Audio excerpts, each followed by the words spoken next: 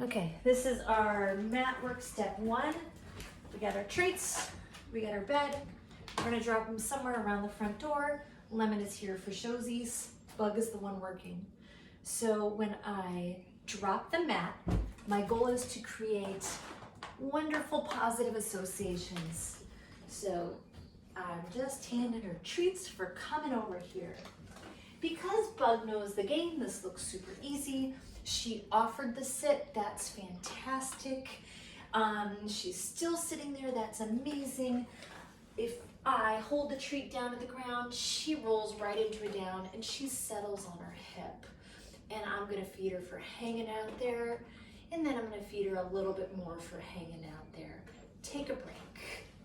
So this is the goal of where we want to be with this behavior. We want to be able to drop down the mat and your puppy runs right over to it and they seem comfortable and confident. Their body language is loose. Maybe their mouth is open. Maybe their muscles are relaxed. Maybe they run over to it and they offer a sit on the mat. Maybe it's very easy to lure them into a mat. My preference would be you don't actually ask for sit or down or stay, but you are welcome to lure them into it. Use your hand signals. You can ask them once, but if you find that they are struggling and that is a difficult behavior, priority number one is to make positive associations. Take a break. Anytime you see me, hear me saying take a break in this video, I'm walking away from the mat. The dog is welcome to get up. We're not going to get any more treats. And I want to talk a little bit more about that because you have two main goals this week and then a third bonus goal if it happens. So number one, if we walk towards the mat, good things happen on the mat. 2 feet or 4 feet. Do you notice I moved there a little bit to get the 4 feet on the mat? That's fine. Lemon gets bonus treats.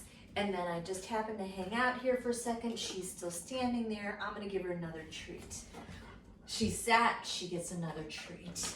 She sat, she gets another treat. That's amazing. That's such a good girl.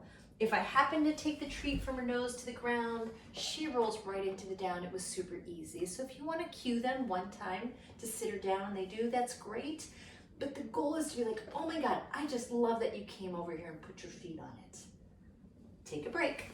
Now, the other thing I want you to pay attention to, number one, positive association. Bed comes out, treat comes out. If you put your feet on it, that's great.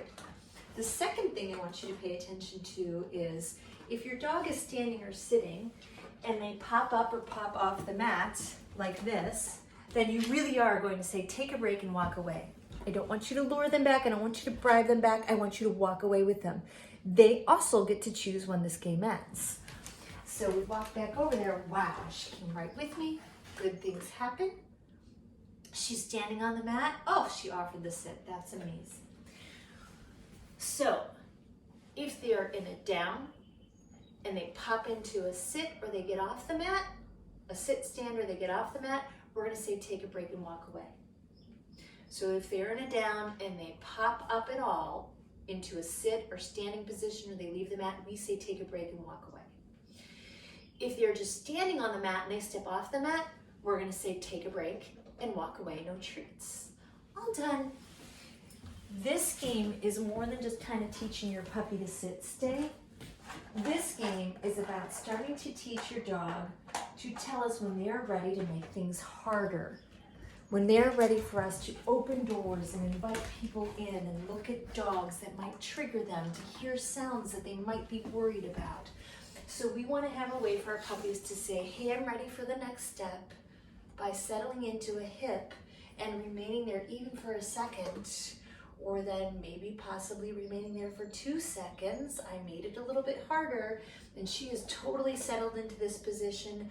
So now I know my next step, either this session or the session after this, will to be add some distance and duration and distractions into the environment. And we will talk about that in the next video, right? You're so good. Okay, so I'm actually gonna end this training session with my more normal, all done. Toss a couple cookies off.